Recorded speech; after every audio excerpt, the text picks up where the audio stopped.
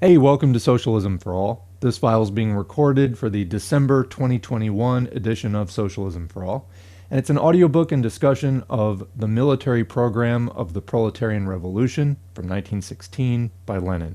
If you like this video, please click like and subscribe, and consider supporting on Patreon at patreon.com/socialismforall. So this file was written in September 1916. It was published first in the magazine Jugend Internationale numbers 9 and 10, September and October 1917. It was first published in Russian in 1929 in the second and third editions of Lenin's collected works, volume 19, translated from the German, signed N. Lenin, and published according to the magazine text. The source is Lenin's collected works, Progress Publishers, 1964, Moscow, volume 23, translated by M.S. Levin, the late Joe Feinberg, and others, transcription by Zodiac, HTML markup by B. Baggins, D. Walters, and Kevin Goins. It's in the public domain at the Lenin Internet Archive as of 1993, thanks as usual to the Marxists Internet Archive, which hosts the Lenin Internet Archive, at marxists.org, for hosting this and thousands of other free Marxist texts. So this begins with a note from the Marxists Internet Archive. It says, the military program of the Proletarian Revolution, or in a letter, Lenin refers to it as an article on disarmament. And comment from me, I have also seen it referred to in a footnote in a Maoist text as the war program of the Proletarian Revolution. It was written in German and meant for publication in the Swiss, Swedish, and Norwegian left social democratic press. However, it was not published at that time. Lenin somewhat re-edited it for publication in Russian. The article, The Disarmament Slogan, appeared in Spornik Sozialdemokrata, number 2, December 1916. The original German text appeared in Jugend Internationale, organ of the International League of Socialist Youth Organizations, numbers 9 and 10, September and October 1917, under the heading Das Militärprogramm der Proletischen Revolution. The article was reprinted with this editorial forward. In our day, when Lenin is one of the most spoken of leaders of the Russian Revolution, the following article by this veteran revolutionary stalwart, in which he sets out a large part of his political program, is of especial interest. We received it shortly before his departure from Zurich in April 1917. The heading was apparently given by the editors of Jugend Internationale. Jugend Internationale, or the Youth International, was the organ of the International League of Socialist Youth Organizations, and it was associated with the Zimmerwald left. It was published from September 1915 to May 1918 in Zurich. So, let's now begin the text, which is printed in 3 parts. Among the Dutch, Scandinavian, and Swiss revolutionary social democrats who are combating the social chauvinist lies about defense of the fatherland in the present imperialist war, there have been voices in favor of replacing the old social democratic minimum program demand for a militia, or the armed nation, by a new demand, disarmament. The Jugend Internationale has inaugurated a discussion on this issue and published, in number 3, an editorial supporting disarmament. There is also, we regret to note, a concession to the disarmament idea in R. Grimm's latest theses. Discussions have been started in the periodicals Neue Leben and Verbote. Let us take a closer look at the position of the disarmament advocates. There's a couple of footnotes there. The first reference is to Robert Grimm's thesis on the war question, published in the Grütlianer numbers 162 and 164 from July 1916, and also Neue Leben, or New Life, was a monthly journal of the Swiss Social Democratic Party, published in Bern from January 1915 to December 1917. It expressed the views of the Zimmerwald right, and early in 1917 took up a social chauvinist position. Comment from me, what is social chauvinism? So, this text is from late in World War I, and you can look back at some of the texts that Lenin wrote about opportunism and social chauvinism, like the Renegade Kautsky is a good example.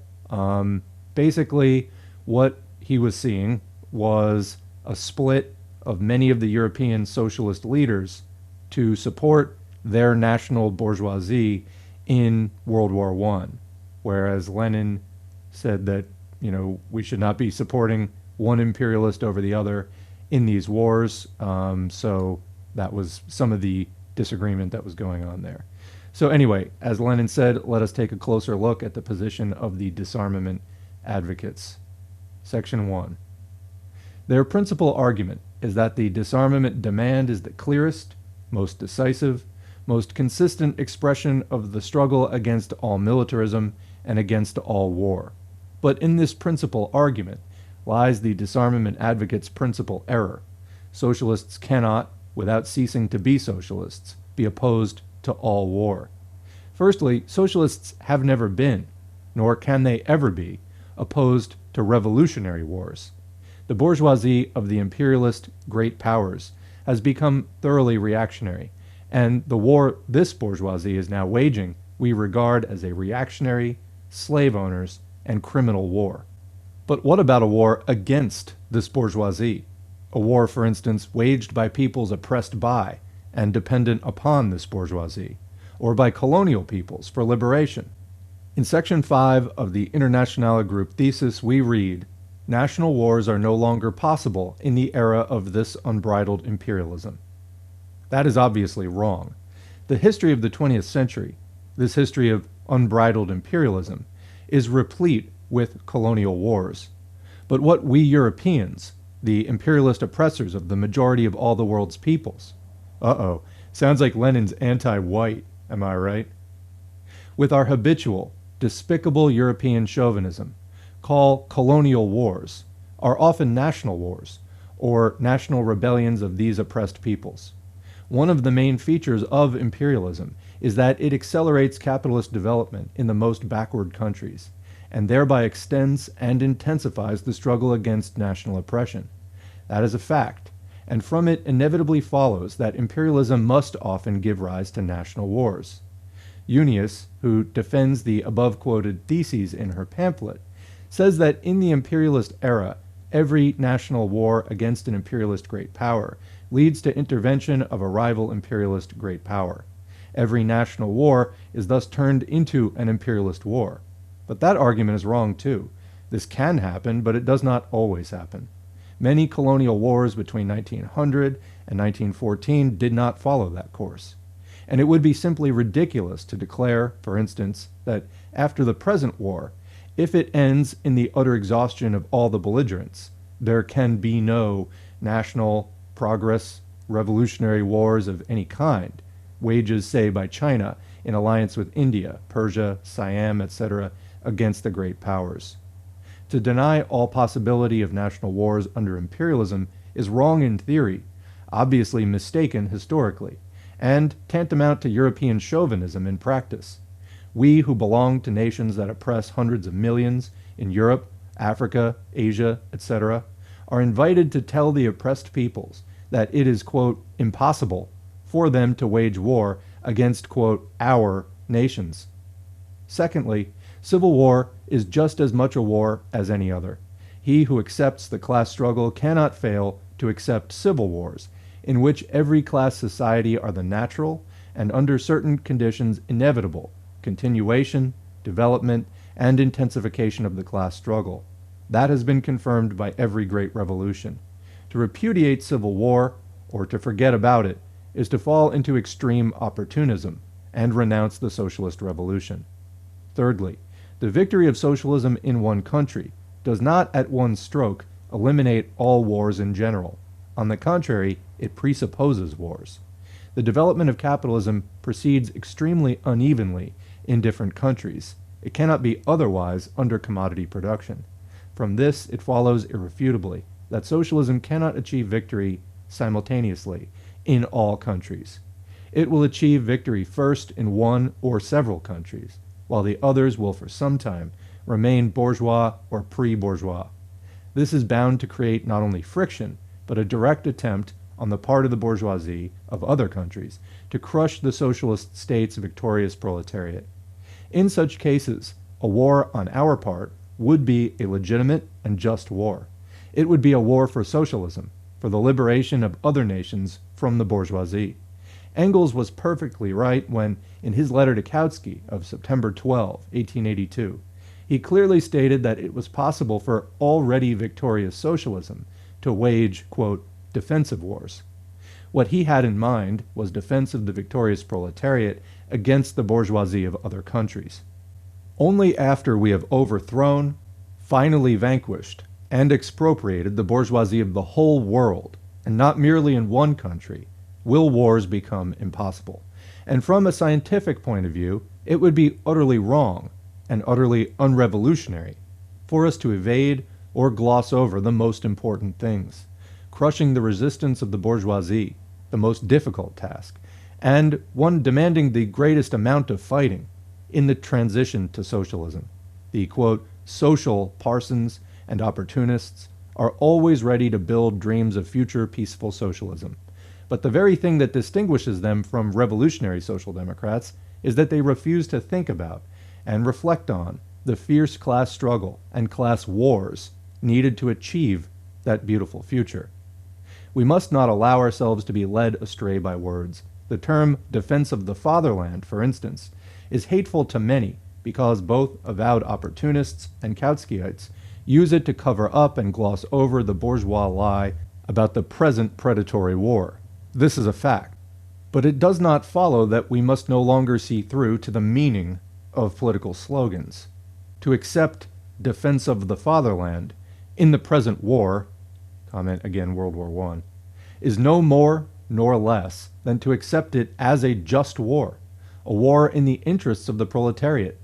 No more nor less, we repeat, because invasions may occur in any war.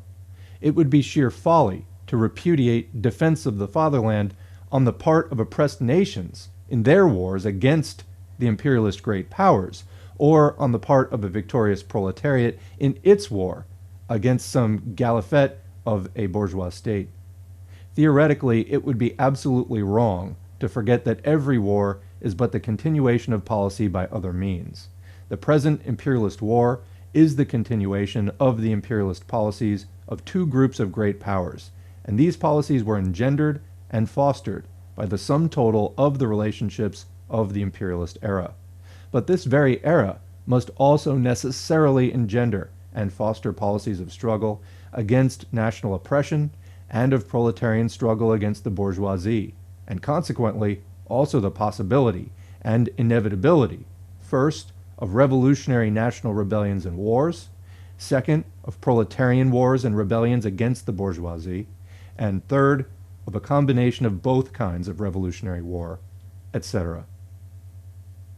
That's the end of Section 1, beginning Section 2 of the military program of the Proletarian Revolution. To this must be added the following general consideration. An oppressed class which does not strive to learn to use arms, to acquire arms, only deserves to be treated like slaves. We cannot, unless we have become bourgeois pacifists or opportunists, forget that we are living in a class society from which there is no way out, nor can there be, save through the class struggle.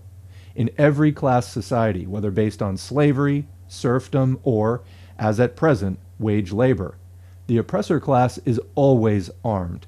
Not only the modern standing army, but even the modern militia, and even in the most democratic bourgeois republics, like Switzerland, for instance, represent the bourgeoisie armed against the proletariat. That is such an elementary truth that it is hardly necessary to dwell upon it. Suffice it to point to the use of troops against strikers in all capitalist countries. Comment: in the United States, where did state police come from? They were strikebreakers because back in those days, early 1900s, people who were the cops were related to people who would be striking. And they a lot of times didn't want to fire on them. So they brought in state police that weren't local and were more likely to use violence against the strikers. Okay, well, side note. Continuing. A bourgeoisie armed against the proletariat is one of the biggest fundamental and cardinal facts of modern capitalist society. And in face of this fact, revolutionary social democrats are urged to, quote, demand, quote, disarmament. That is tantamount to complete abandonment of the class struggle point of view. to renunciation of all thought of revolution. Our slogan must be arming of the proletariat to defeat, expropriate, and disarm the bourgeoisie. These are the only tactics possible for a revolutionary class, tactics that follow logically from and are dictated by the whole objective development of capitalist militarism. Only after the proletariat has disarmed the bourgeoisie will it be able, without betraying its world historic mission, to consign all armaments to the scrap heap. And the proletariat will undoubtedly do this, but only when this condition has been fulfilled, certainly not before. If the present war rouses among the reactionary Christian socialists, among the whimpering petty bourgeoisie, only horror and fright, only aversion to all use of arms, to bloodshed, death, etc., then we must say, capitalist society is, and has always been, horror without end. If this most reactionary of all wars is now preparing for that society an end to horror, we have no reason to fall into despair. But the disarmament demand, or more correctly, the dream of disarmament, is objectively nothing but an expression of despair at a time when, as everyone can see, the bourgeoisie itself is paving the way for the only legitimate and revolutionary war, civil war against the imperialist bourgeoisie. A lifeless theory, some might say, but we would remind them of two world historical facts: the role of the trusts and the employment of women in industry on the one hand, and the Paris Commune of 1871 and the December 1905 uprising in Russia on the other. The bourgeoisie makes it its business to promote trusts, drive women and children into the factories, subject them to corruption and suffering, condemn them to extreme poverty. We do not demand such development. We do not support it. We fight it. But how do we fight? We explain that trusts and the employment of women in industry are progressive. We don't want to return to the handicraft system, pre-monopoly capitalism, domestic drudgery for women, forward through the trusts, etc., and beyond them to socialism. Also applicable is the present militarization of the population. Today, the imperialist bourgeoisie militarizes the youth as well as the adults. Tomorrow, it may begin militarizing the women. Our attitude should be, all the better, full speed ahead, for the faster we move, the nearer shall we be to the armed uprising against capitalism. How can social democrats give way to fear of the militarization of the youth, etc., if they have not forgotten the example of the Paris Commune? This is not a lifeless theory or a dream. It is a fact. And it would be a sorry state of affairs, indeed, if, all the economic and political facts notwithstanding, social democrats began to doubt that the imperialist era and imperialist wars must inevitably bring about a repetition of such facts. A certain bourgeois observer of the Paris Commune, writing to an English newspaper in May 1871, said, "If the French nation consisted entirely of women, what a terrible nation it would be. Women and teenage children fought in the Paris Commune side by side with the men. It will be no different in the coming battles for the overthrow of the bourgeoisie. Proletarian women will not look on passively as poorly armed or unarmed workers are shot down by the well-armed forces of the bourgeoisie.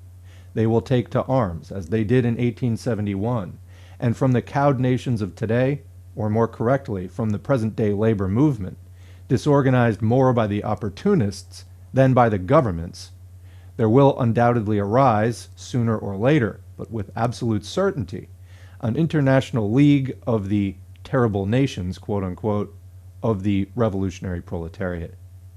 The whole of social life is now being militarized. Imperialism is a fierce struggle of the great powers for the division and redivision of the world. It is therefore bound to lead to further militarization in all countries, even in neutral and small ones. How will proletarian women oppose this? Only by cursing all war and everything military? Only by demanding disarmament? The women of an oppressed and really revolutionary class will never accept that shameful role. They will say to their sons, "You will soon be grown up. You will be given a gun. Take it and learn the military art properly. The proletarians need this knowledge not to shoot your brothers, the workers of other countries, as is being done in the present war, and as the traitors to socialism are telling you to do. They need it to fight the bourgeoisie of their own country, to put an end to exploitation, poverty, and war, and not by pious wishes, but by defeating and disarming the bourgeoisie. If we are to shun such propaganda, precisely such propaganda, in connection with the present war, then we had better stop using fine words about international revolutionary social democracy, the socialist revolution, and war against war. That's the end of section 2, now beginning section 3. The disarmament advocates object to the, quote, armed nation clause in the program, also because it more easily leads, they allege, to concessions to opportunism. The cardinal point, namely the relation of disarmament to the class struggle and to the social revolution, we have examined above. We shall now examine the relation between the disarmament demand and opportunism. One of the chief reasons why it is unacceptable is precisely that, together with the illusions it creates, it inevitably weakens and devitalizes our struggle against opportunism. Undoubtedly, this struggle is the main, immediate question now confusing the international. Struggle against imperialism that is not closely linked with the struggle against opportunism is either an empty phrase or a fraud. One of the main defects of Zimmerwald and Quintal on the main reasons why these embryos of the Third International may possibly end in a fiasco is that the question of fighting opportunism was not even raised openly, let alone solved in the sense of proclaiming the need to break with the opportunists. There is a footnote there. Lenin is referring to the International Socialist Conferences at Zimmerwald and Quintal. The first Zimmerwald Conference met on September 5th through 8th, 1915, and was attended by 38 delegates from 11 European countries. Lenin headed the Russian Social Democratic Labor Party Central Committee delegation. The conference adopted the manifesto to the European proletariat, in which, at the insistence of Lenin and the left Social Democrats, several basic propositions of revolutionary Marxism were included. It also adopted a joint declaration by the German and French delegations, a message of sympathy with war victims and fighters persecuted for their political activities, and elected the International Socialist Committee, ISC. The Zimmerwald Left Group was formed at this conference. It included representatives of the RSDLP Central Committee headed by Lenin, the regional executives of the Social Democratic Party of the Kingdom of Poland and Lithuania, the Central Committee of the Lettish Social Democratic Party, the Swedish Left, Carl Seth Haugland, the Norwegian Left, Ture Nerman, the Swiss Left, Fritz Platen, and the International Socialists of Germany group, Julius Burckhardt. The Zimmerwald Left waged an active struggle against the centrist majority at the conference, but it was only the Bolsheviks among the left who advocated a fully consistent policy. The Second International Conference was held at Quintal, a village near Bern, between April 24 and 30, 1916. It was attended by 43 delegates from 10 countries. The RSDLP Central Committee was represented by Lenin and 2 other delegates. The conference discussed the following questions. 1. The struggle to end the war. 2. The attitude of the proletariat on the peace issue. 3. Agitation and propaganda. 4. Parliamentary activity. 5. Mass struggle. And 6. Convocation of the International Socialist Bureau. Led by Lenin, the Zimmerwald Left was much stronger at Quintal than at the earlier Zimmerwald Conference. At Quintal, it united 12 delegates, and some of its proposals obtained as many as 20 votes, or nearly half the total. This was indicative of how the internationalism in the world labor movement had changed in favor of internationalism.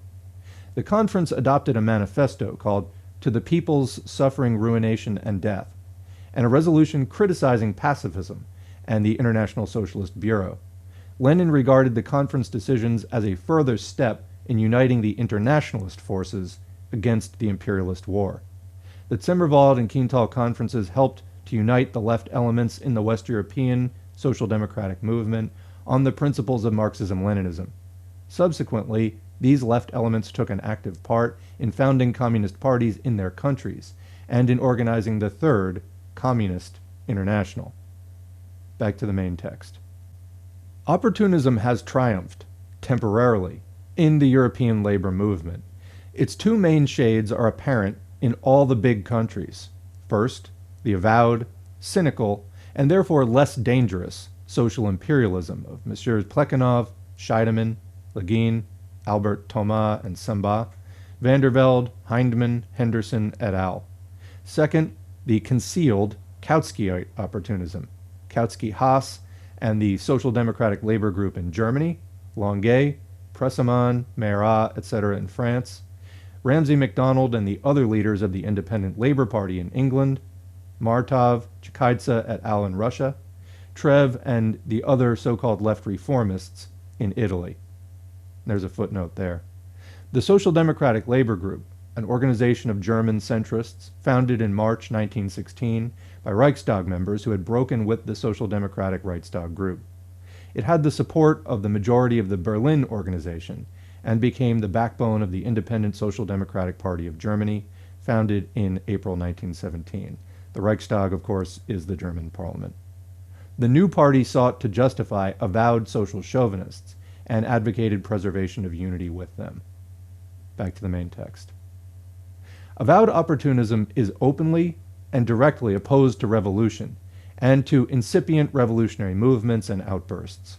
It is in direct alliance with the governments, varied as the forms of this alliance may be, from accepting ministerial posts to participation in the war industries committees in Russia. There's a footnote there. The war industries committees were established in Russia in May 1915 by the imperialist bourgeoisie to help the Tsarist government in the prosecution of the war. The Central War Industry Committee was headed by one of Russia's biggest capitalists, Guchkov, leader of the Octobrists.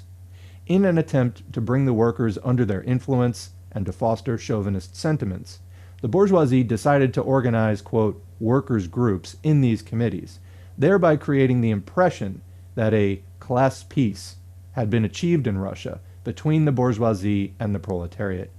The Bolsheviks declared a boycott of the committees and successfully carried it out with the support of the majority of workers. As a result of Bolshevik propaganda, elections to the workers' groups, quote unquote, were held only in 70 out of a total of 239 regional and local committees, and workers' representatives were elected only in 36 of them. Back to the main text. The masked opportunists, the Kautskyites, are much more harmful and dangerous to the labor movement because they hide their advocacy of alliance with the former under a cloak of plausible, pseudo-Marxist catchwords and pacifist slogans. Comment from me, if you want a good example of Kautskyism in the present day, look at Vosh. A cloak of plausible, pseudo-Marxist catchwords and pacifist slogans which are really intended to cloak an alliance with the bourgeoisie. Continuing. The fight against both these forms of prevailing opportunism must be conducted in all fields of proletarian politics: parliament, the trade unions, strikes, the armed forces, etc. The main distinguishing feature of both these forms of prevailing opportunism is the concrete question of the connection between the present war and revolution, and the other concrete questions of revolution are hushed up, concealed, or treated with an eye to police prohibitions. And this despite the fact that before the war, the connection between this impending war and the proletarian revolution was emphasized innumerable times, both unofficially and officially, in the Basel Manifesto. There's a footnote there. The Basel Manifesto was a manifesto on the war issue. It was adopted at the Extraordinary International Socialist Congress held in Basel on November 24 to 25, 1912. If you're interested in that, we have an audiobook of it up here at Socialism for All. Back to the main text. The main defect of the disarmament demand is its evasion of all the concrete questions of revolution. Or do the advocates of disarmament stand for an altogether new kind of revolution, unarmed revolution? To proceed, we are by no means opposed to the fight for reforms, and we do not wish to ignore the sad possibility, if the worst comes to the worst, of mankind going through a second imperialist war. Comment, of course they did. If revolution does not come out of the present war in spite of our efforts.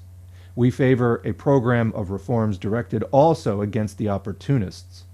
They would be only too glad if we left the struggle for reforms entirely to them and sought escape from sad reality in a nebulous, quote, disarmament fantasy. Disarmament means simply running away from unpleasant reality, not fighting it. In such a program, we would say something like, to accept the defense of the fatherland slogan in the 1914-16 imperialist war is to corrupt the labor movement with the aid of a bourgeois lie. Such a concrete reply to a concrete question would be more correct theoretically, much more useful to the proletariat, and more unbearable to the opportunists than the disarmament demand and repudiation of any and all defense of the fatherland. And we would add, the bourgeoisie of all the imperialist great powers, England, France, Germany, Austria, Russia, Japan, the United States, has become so reactionary and so intent on world domination that any war waged by the bourgeoisie of those countries is bound to be reactionary. The proletariat must not only oppose all such wars, but must also wish for the defeat of its, quote, own government in such wars, and utilize its defeat for revolutionary insurrection, if an insurrection to prevent the war proves unsuccessful. On the question of a militia, we should say we are not in favor of a bourgeois militia. We are in favor only of a proletarian militia. Therefore, not a penny, not a man, not only for a standing army, but even for a bourgeois militia, even in countries like the United States or Switzerland, Norway, etc. Let me read that again. Even for a bourgeois militia, even in countries like the United States. When people try to do the boogaloo thing or whatever, these are right-wing bourgeois militias. Okay. The more so that in the freest Republican countries, e.g. Switzerland, we see that the militia is being increasingly Prussianized, particularly in 1907 and 1911, and prostituted by being used against strikers.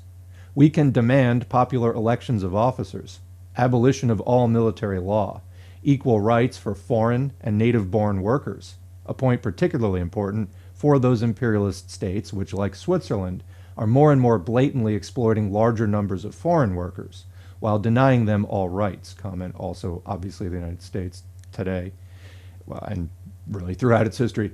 Further, we can demand the right of every 100, say, inhabitants of a given country to form voluntary military training associations, with free election of instructors paid by the state, etc.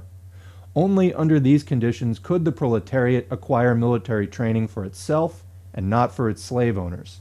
And the need for such training is imperatively dictated by the interests of the proletariat. The Russian Revolution showed that every success of the revolutionary movement, even a partial success like the seizure of a certain city, a certain factory town, or winning over a certain section of the army, inevitably compels the victorious proletariat to carry out just such a program.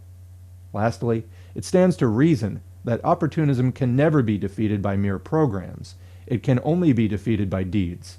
The greatest and fatal error of the bankrupt Second International was that its words did not correspond to its deeds, that it cultivated the habit of hypocritical and unscrupulous revolutionary phrasemongering.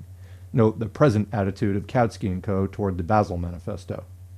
Disarmament as a social idea, i.e., an idea that springs from and can affect a certain social environment, and is not the invention of some crackpot, springs evidently from the peculiar, quote, tranquil conditions prevailing, by way of exception, in certain small states, which have for a fairly long time stood aside from the world's path of war and bloodshed, and hope to remain in that way. To be convinced of this, we have only to consider the arguments advanced, for instance, by the Norwegian advocates of disarmament. We're a small country, they say. Our army is small. There's nothing we can do against the great powers, and consequently nothing we can do to resist forcible involvement in an imperialist alliance with one or the other great power group. We want to be left in peace in our backwoods and continue our backwoods politics, demand disarmament, compulsory arbitration, permanent neutrality, etc. Lenin adds, permanent after the Belgian fashion, no doubt.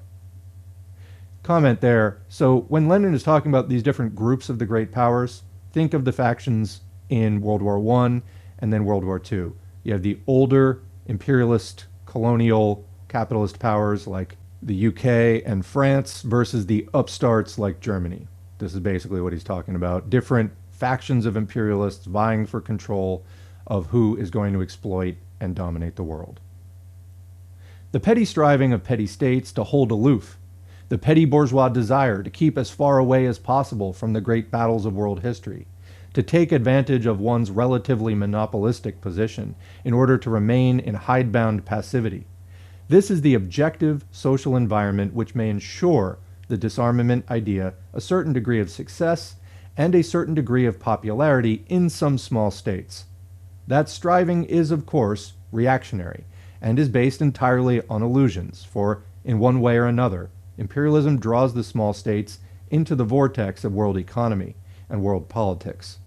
In Switzerland, for example, the imperialist environment objectively prescribes two courses to the labor movement.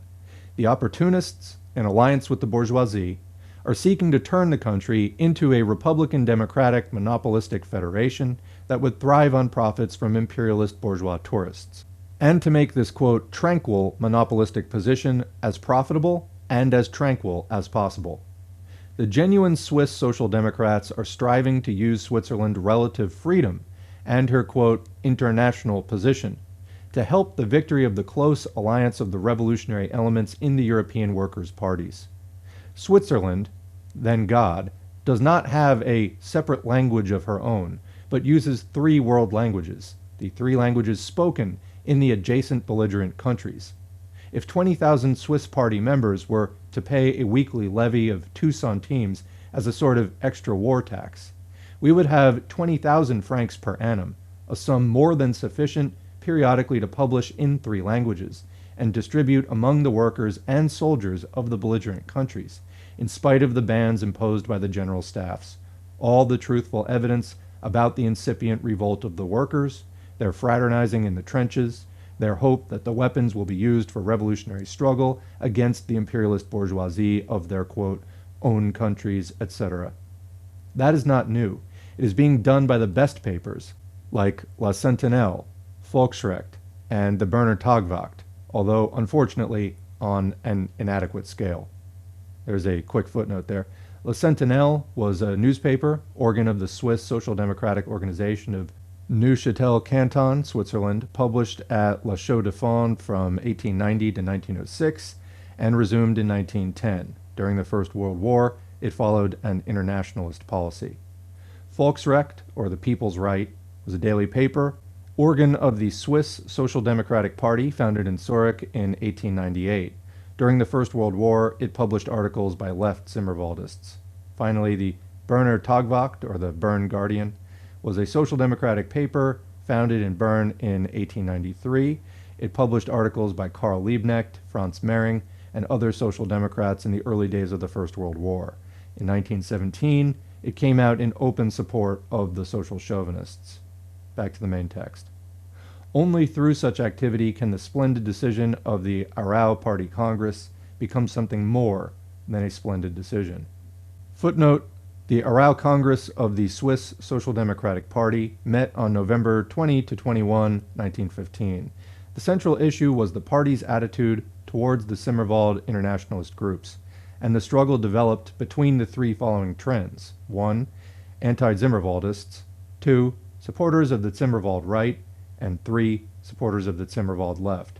Robert Grimm tabled a resolution urging the party to affiliate with the Zimmerwald group and endorse the political program of the Zimmerwald right.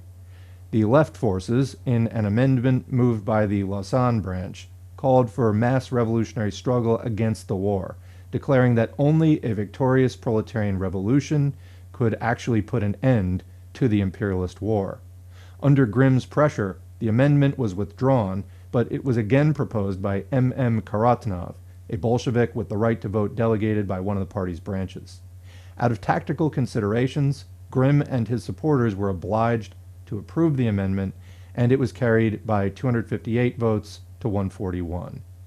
Back to the main text. The question that interests us now is, does the disarmament demand correspond to this revolutionary trend among the Swiss Social Democrats? It obviously does not. Objectively, disarmament is an extremely national, a specifically national program of small states.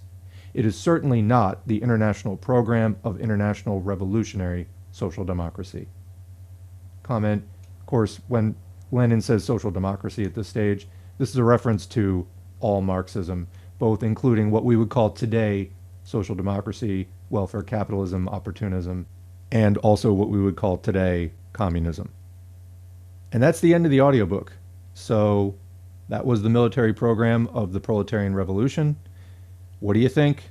To me, you know, Lenin seems to have devoted so much thought and tons of ink to these particular questions. I mean, he was writing and arguing furiously against this split, against, well, not against the split, but against the opportunists who were splitting off. And I mean, it was that kind of really timely maneuvering that he did that, to me, is one of the reasons why the Bolsheviks were positioned to have the October Revolution and outmaneuver all the other factions of, former social democracy or the former Marxist movement. A lot of people denounce Lenin for one reason or another. The fact is, if you look at what was going on in the socialist movement, the Socialist International at that time, the Second International, I don't see how you can, like, from a 21st century perspective, really take, I mean, which is, we study this history and this theory so that we can solve political problems of today. So living in the 21st century today, trying to solve the problems that are in front of us, I don't know how you can look back and say that he was wrong on any of these questions. I mean, to me, it's just indefensible. But there's still people taking these kinds of positions today. I referenced Vosh as kind of a modern day slacker Kautsky, if you will.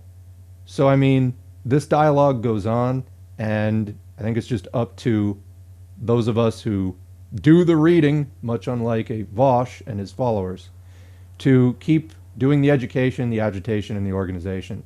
And, I use the hashtag Revolution 2030 because I believe that if we start now, by 2030, we can have boosted our numbers and our organization to a point where, we can actually have a real moment, no more just Bernie Sanders, no more libertarianism, like all these other kind of pseudo-radical traditions. We need to take this the distance and end capitalism. So anyway, what do you think? Leave a comment below, and we'll continue the discussion in the comment section as always. In the meantime, thanks for listening. Thanks to the current patrons whose names are on the screen. If you'd like to get your name on the screen, head to patreon.com/socialismforall. You can sign up for as little as $2 a month. Every donation is very encouraging and much appreciated. We currently, as of this time recording, have 76 patrons who have signed up to contribute. That's tremendous. That's amazing. And that number has only been growing. So hats off to you. I'm glad people are taking this stuff seriously to the point where they're willing to financially support me to continue to produce this.